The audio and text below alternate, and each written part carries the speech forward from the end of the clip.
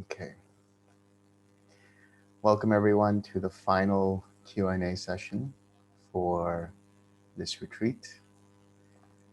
Who would like to begin?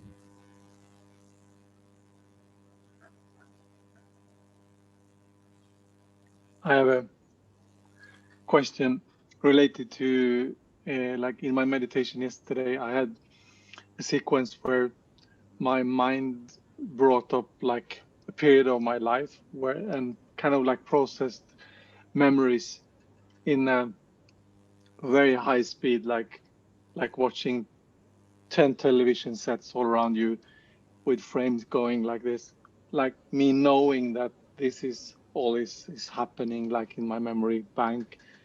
And it felt like it was almost like impossible to 6R that, because it was so many different things coming at me at such a speed. So I kind of like tried to have the intention to 6R it all, but it was still like beyond my control, or like it was just going on, going on, going on.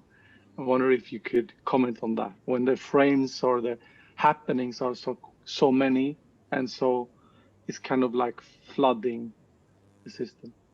What was your meditation object, or what kind of meditation were you doing? Well, like before this happened, I was meditating on like the still mind, on nothingness, or like the things, the space in between objects. Yeah. Okay.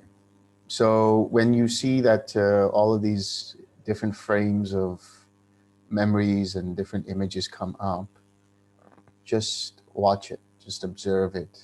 Don't try to do anything.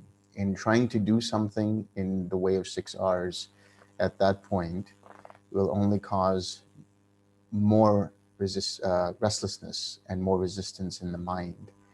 So just observe it, allow it to slow down, and then let it go. Use the 6R process after that. Because you're not going to be able to pinpoint one thing at a time, and you're not going to be able to you're not going to be able to, as a collective, let all of that go. But if you just allow it to slow down by relaxing, by bringing in some tranquility, remembering the factor of tranquility, and you start to see it slow down, then your mind's attention will be able to look at it and then use the 6R process to come back. Thank you.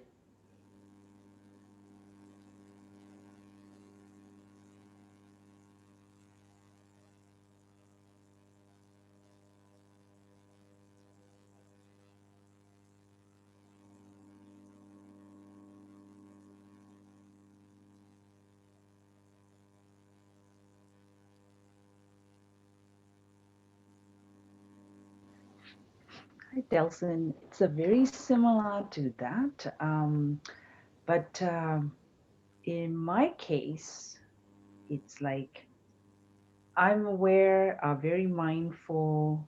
I know I'm mindful, but so many like thoughts are stay there. So if I go and watch that, like whatever that I'm feeling, because especially like lately, I've been, a bit more working on my seven awakening factors, whatever that may be at that time. But, sometimes it's like a mindfulness is like 50-50. I know those, and then I know what's going on within the factors as well. And even I feel like I don't like it. This is not the way it's supposed to be. Always judgments going in as well, right? Like so, I kind of most of the time is I'm relaxing into it. If that happens, and then bring slowly back onto my whatever my object's going to be. Would would that be the right approach? Yeah, so is it at this point when you are in the 8th jhana at that point? Yes. Yeah. So again, you should treat it as being just a flow of formations, as being a flow of different thoughts. And if you notice that you don't like it, that's something to recognize in the mind first and let it go. And then use it, the factor of tranquility to start to slow it down, to start to slow down that flow. Now, it sounds like the mind is trying to look at the enlightenment factors and then also observe the mind. And so its attention seems to be divided into different. Yes. So to simplify it for the mind, just take the mind itself as the object. You're only going to use enlightenment factors whenever you see that the mind becomes out of balance. So in either cases that have been mentioned, when that happens, that means the mind is too active. There's a lot of restless thoughts arising. So when restlessness arises, you then take mindfulness, meaning you become aware of the situation that the mind is restless. You discern, you investigate that the mind is indeed restless. But that is to that extent that you're discerning. You don't further try to analyze it. You don't further try to look into it, because that will only cause more energy, and that energy will make the mind even more restless. So to the extent that you're aware that the mind is restless, then in regards to using the tranquility factor, you just bring it up, have the intention of relaxing. And once you notice that the mind is relaxed, you know that when the images slow down, when the formations start to slow down and the mind becomes more collected naturally. So at that point, there's no effort needed in order for the mind to become collected. All you have to do is use your attention to notice that the mind is slowing down and starting to become collected again. And then you direct your mind towards itself, towards the quiet mind. So more than really doing something with the enlightenment factors, it's a matter of just dropping in the intention and watching how that flowers. So when it's with regards to tranquility, you notice it's tranquil because the images slow down and ultimately stop, and the collectedness starts to appear on its own. All you have to do then is redirect your attention towards that collectedness and allow that collectedness to gather and unify mind, meaning unify the attention around the object, and then equanimity will naturally arise. Thank you.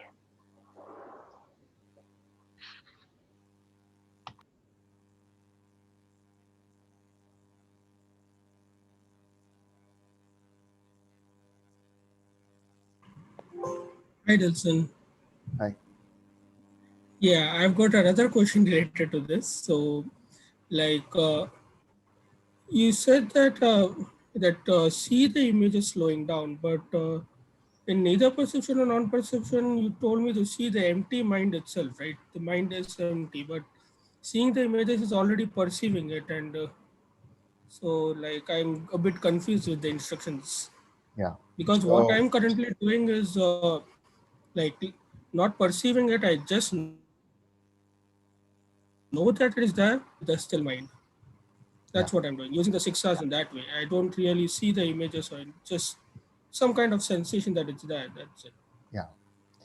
So what you have to understand is the moment you notice the images, the moment the have come up and have taken your distraction away from the clear mind, you're no longer in either perception or non-perception. So this process of looking at the mind slow down using tranquility and collectedness is a process of returning back to the quiet mind.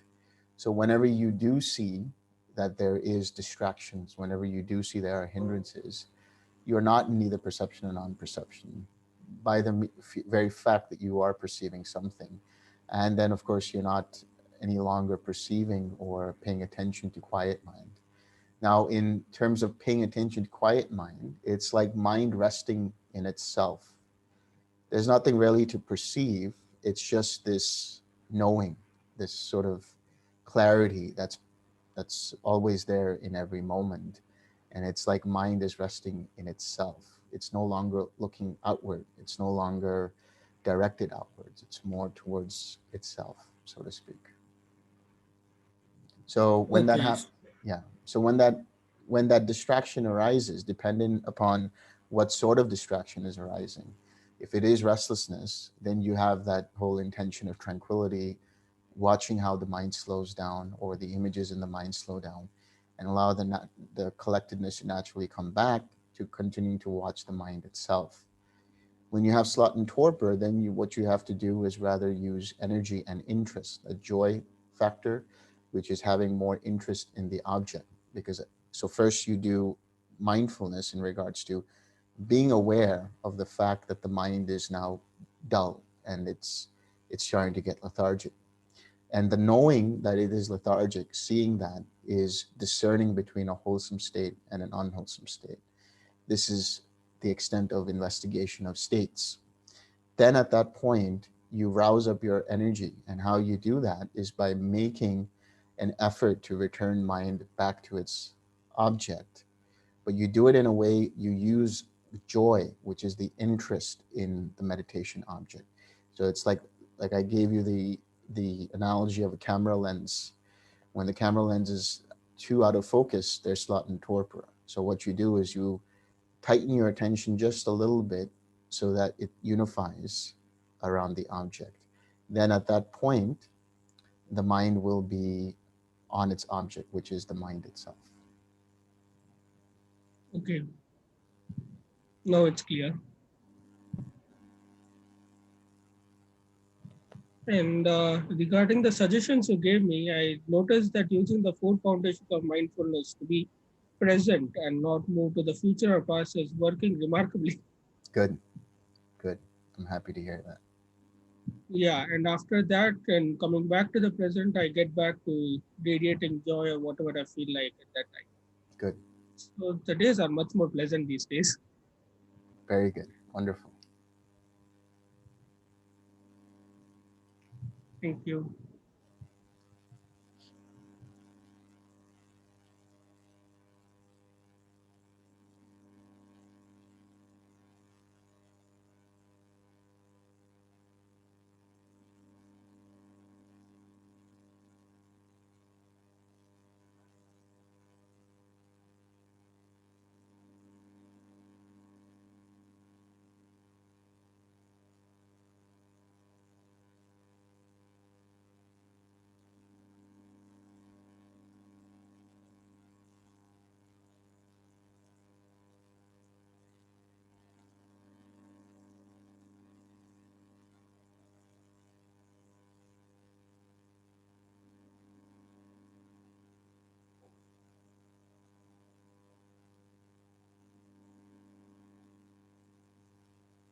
Hi, Delson.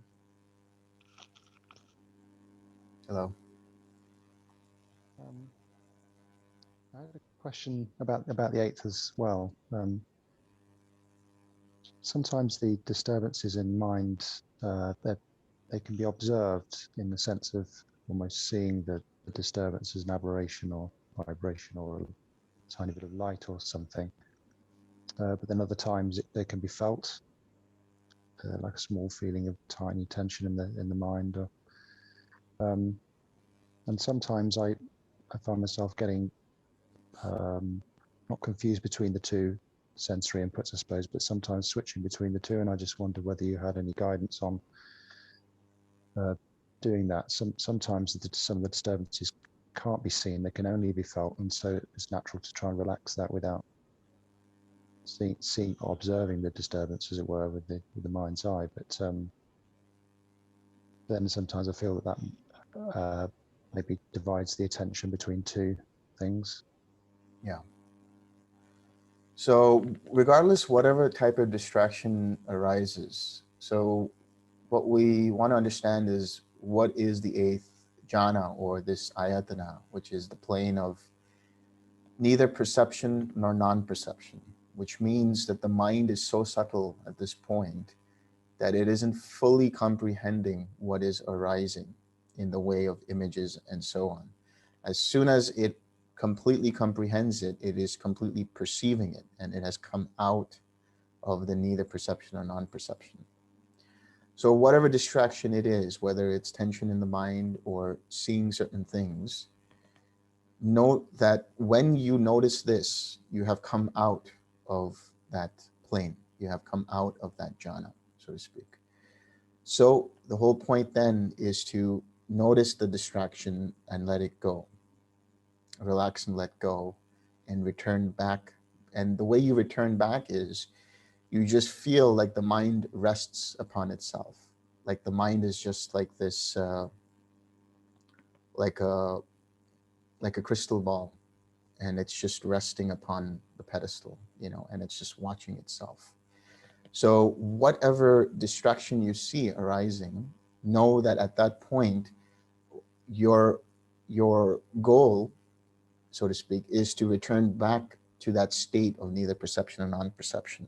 And the way you know you're back in that state is when you know the mind is resting in itself.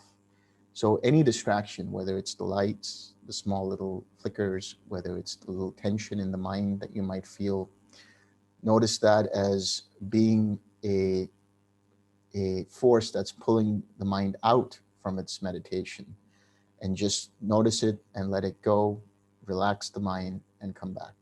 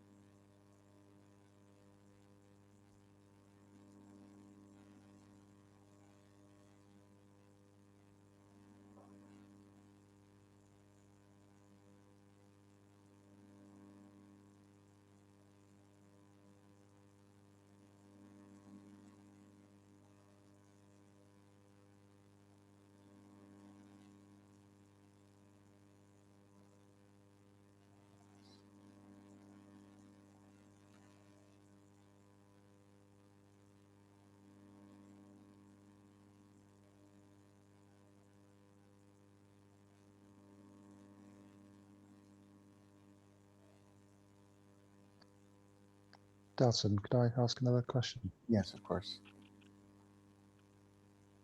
So in the dependent origination links, as they're set out in the suttas, you've got the big link of craving, and then it seems that every other link is affected by craving. But just, I suppose when you get down the chain of links, but below craving, and so you're getting into the formations and consciousness and so forth, I've sometimes noticed different variations in the suttas of what's included, but there doesn't. I've not noticed that the suttas talk about there being craving at the very base of it. It talks about ignorance, and I just wondered why that was. That it wasn't so prominent, that maybe the craving was attached to each stage, I suppose. Yeah. So first, let's address the variations. It is dependent upon who the Buddha was talking to and who the Buddha figured had a certain understanding of dependent origination than other people did. If you go to Sariputta's description, he talks about where you have formations, well, you have ignorance, conditioning formations, conditioning consciousness, then conditioning mentality, materiality, and then there's an interdependence between mentality, materiality, and consciousness. And then from there, it's the sixth sense base, and then so on. And with regards to Ananda, the Buddha talks about the links of dependent origination up until consciousness. He doesn't go beyond formations. He doesn't go beyond that, but he only talks about consciousness because Ananda was only able to decipher up until that point. There's another sutta where the Vipassi Buddha, he goes through each of the links and he goes all the way up to consciousness at that point in time, not beyond into formations, because formations are the gateway to past lives and understanding dependent origination from that standpoint. So there are different understandings, but they're all talking about the same flow of dependent origination. They're all talking about the three different main fettered formations or fetters that hinder the formations, that influence and condition the formations. And that is craving, conceit, and ignorance. That's why ignorance, being in the beginning, it is what influences those formations. And there are formations that are known as sankharas, and there are formations that are known as abhisankharas. Abhisankharas are what is being referred to here in terms of being influenced by craving, being influenced by conceit and ignorance. Now, Sariputta in another sutta goes one step back and he says, what is the basis for ignorance? And he says the three taints are the basis for ignorance.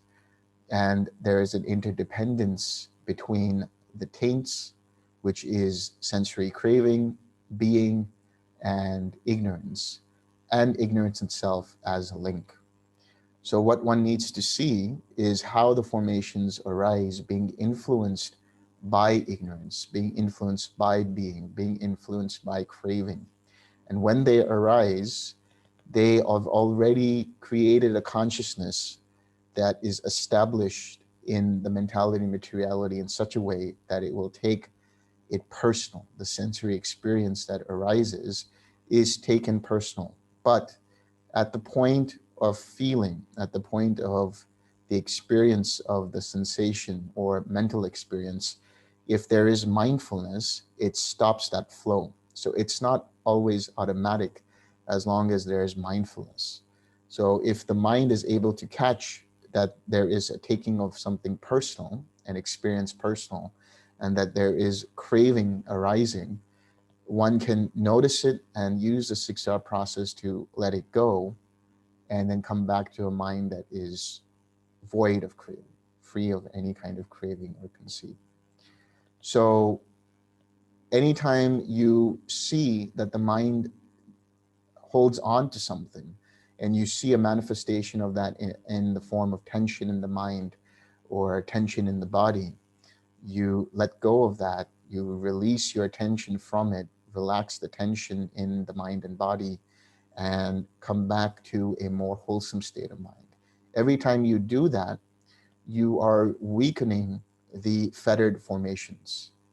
So these formations, these abhisankharas, are the carriers of the old karma and have the potential to create new karma if the mind latches onto it with craving, latches onto it with identification, and so on.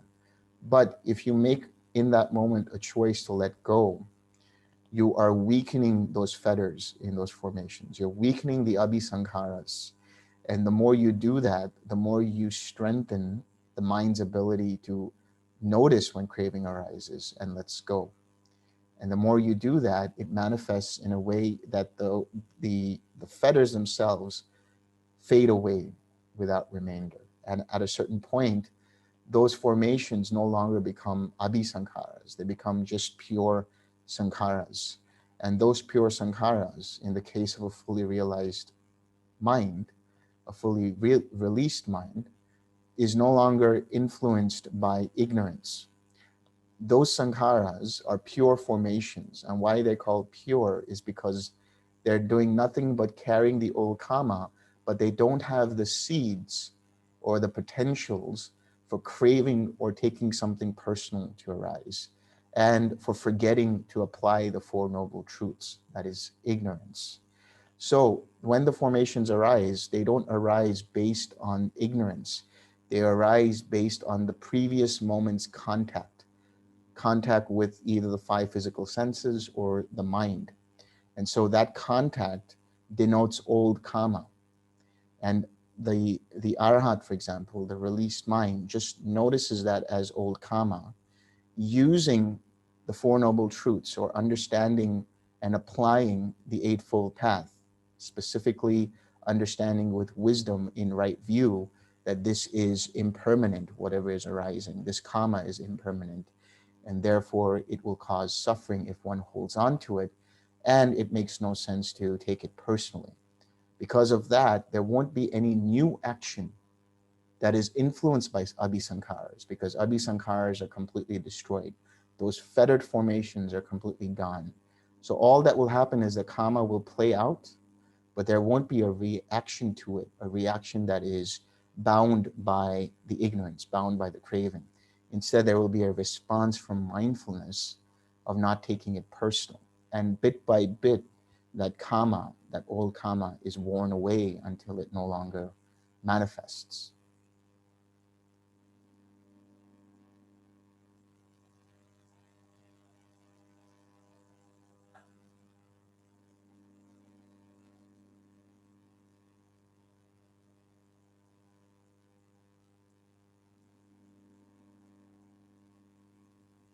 Hello, Guru. May I ask the questions? Yes, please. About when we're doing the forgiveness, can we clean out the karma, the previous karma, by continue doing the forgiveness meditation?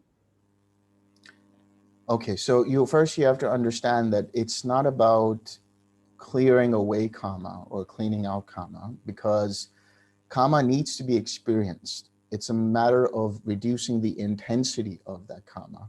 So the forgiveness practice definitely will clear away in the sense of reducing the intensity. Once it reduces that intensity, one is able to bear it, one is able to notice it and understand it.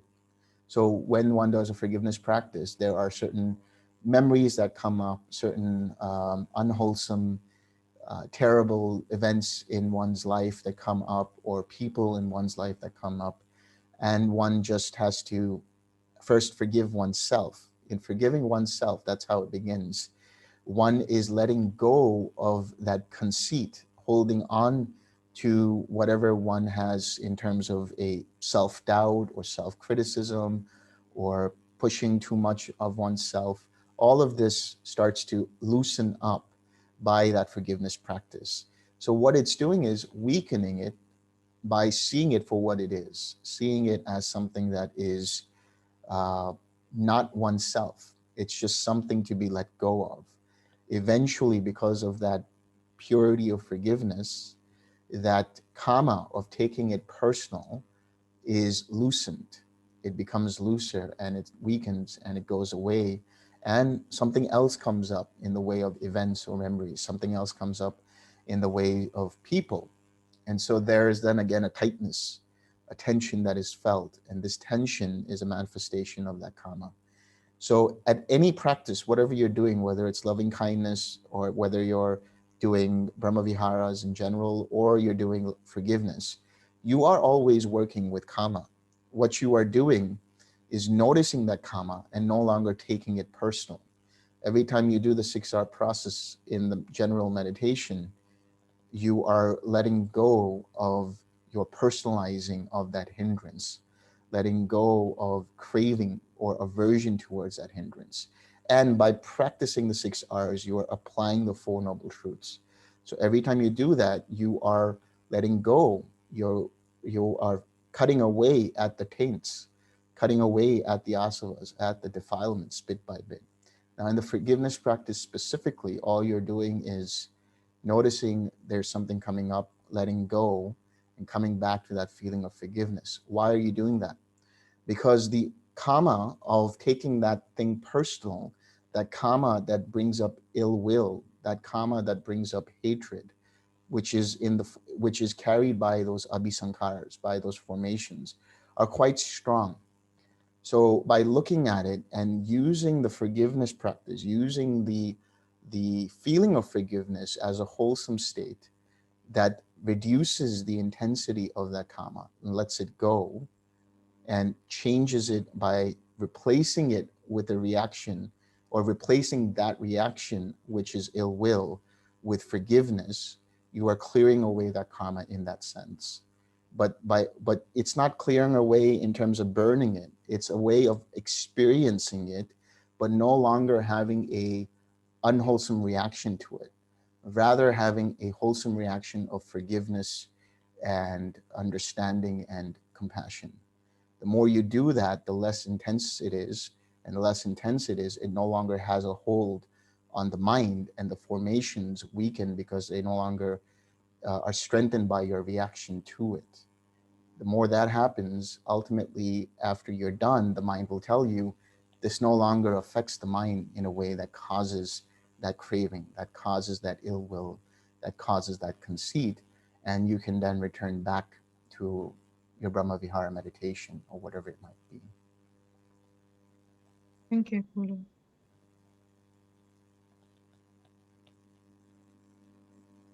Can I ask a question related to the forgiveness practice? Yeah. Yesterday I was doing that, practicing the forgiveness, but I started by doing like normal meditation, so to speak, starting with loving kindness, in order for me to be more collected and to be in a kind of like cozier state before kind of plunging into forgiveness, which is related, for me at least, with quite a lot of emotional pain. And it felt like that worked well, but I wanted to ask you if you think that is a bad way of like mixing the different practices. So that's my question. So you definitely don't want to mix up the practices. You don't want to mix up the Brahma Vihara practice with forgiveness. But at the same time, it tells me that if you are able to manifest loving kindness, at the very least to yourself, that's a step in the right direction. And if there's still things in terms of blockages and things that are still getting in the way, then what I would do, or what I would suggest one can do, is set aside the loving kindness practice and feel the forgiveness for oneself. So there's a difference in the quality of the feeling. The loving kindness is basically having love and kindness for yourself. The forgiveness is more of having understanding and compassion towards yourself.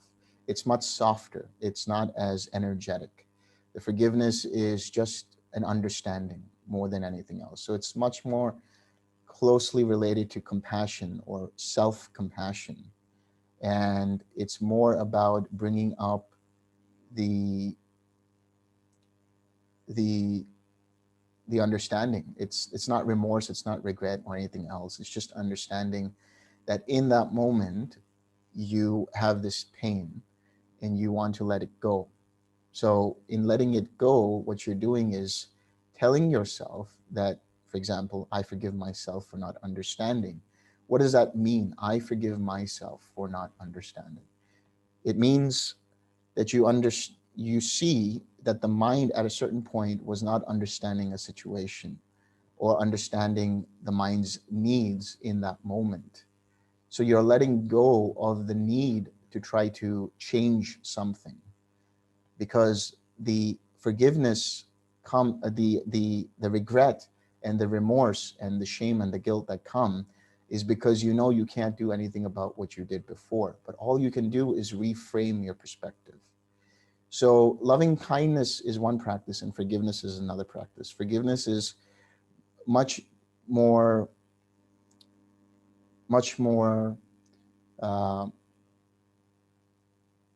for the mind's healing than anything else. Loving kindness is more for enjoying it towards yourself and being able to clearly send it out to your spiritual friend and then to other beings around the world and in the universe. But if there's a gap in the way of sending it out to your spiritual friend and it's difficult to bring it up, then there's some blockage there in regards to yourself, or in regards to having some kind of disdain or something that you're holding on to against another person or a situation. So the forgiveness practice is more about healing the mind, more about clearing away the debris of the mind that has been lodged very deeply. So you could say that it's more of a diagnostic kind of meditation to be able to see where those blockages are, and then deal with them on a very deep level by letting go of it and reframing your understanding of what happened, whether it was towards yourself or whether it was somebody who did something to you or whatever it might be. Then when all of that debris is cleared, then the loving kindness has a completely different quality. See, before, the loving kindness might have been there, but it was not as potent, it was not as visible, it was not as clear and fluid. But when you get out all that gunk of shame and guilt and everything else, then that loving kindness just basically erupts quite naturally from your heart. Thank you.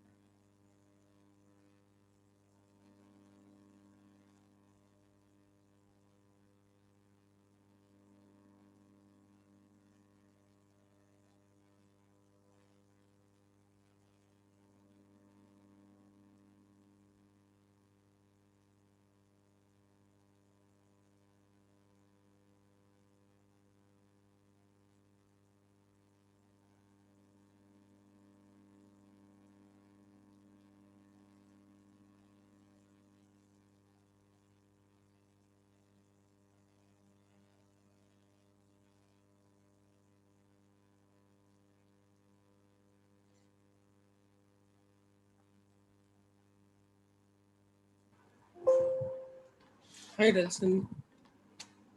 Yes. So, question on a much lighter note. So, not exactly practice, but somewhat related. So, I like to watch movies, TV shows, etc. So, how would that affect the practice? Like, would I still be able to practice in with the quiet mind after doing that, or would it affect?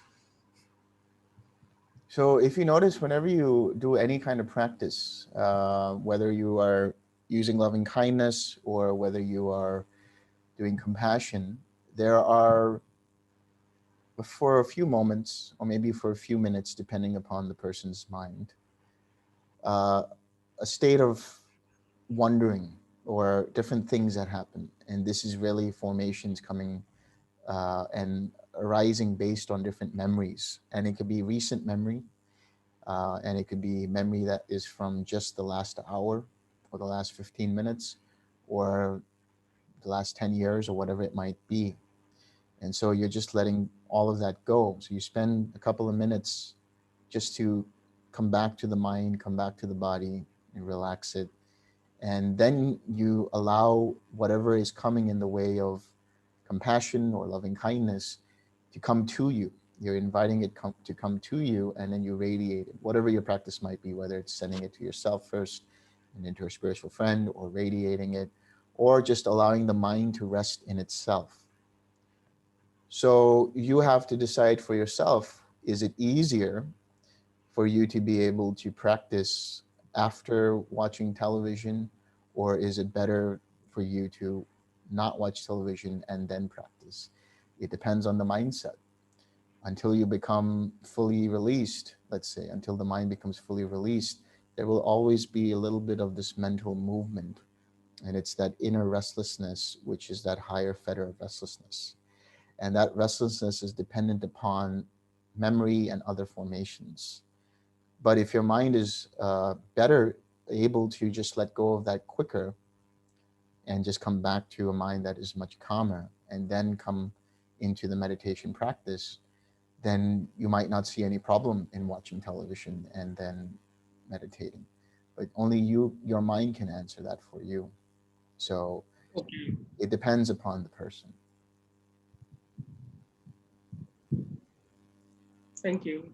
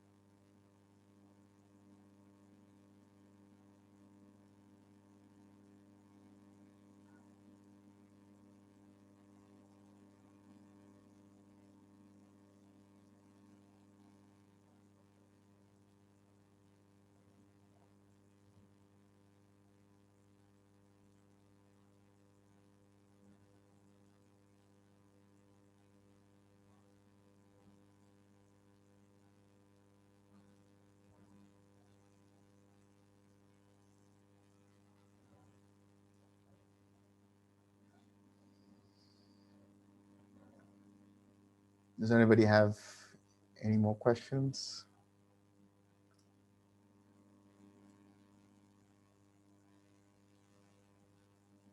I'll wait just one more minute.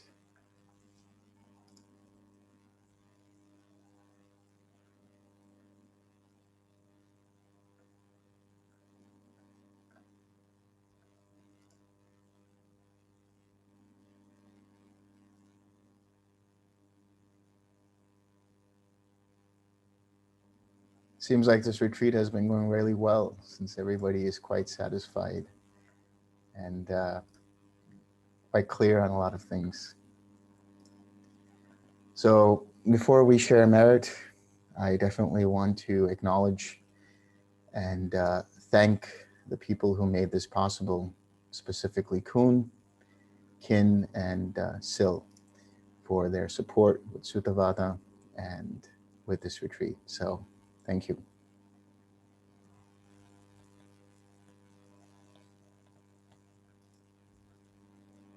Let's share some merit.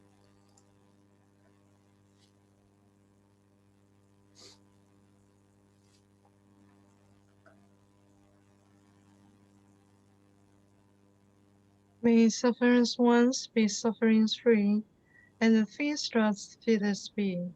May the grieving shed of grief, and may all beings find relief. May all beings share this merit that we have thus acquired for the acquisitions of all kinds of happiness. May beings inhabiting space and earth, Devas and Nagas of mighty power, share this merit of ours. May the Lord protect the Buddha's dispensation. Sadhu, sadhu, sadhu. Thank you, Guru.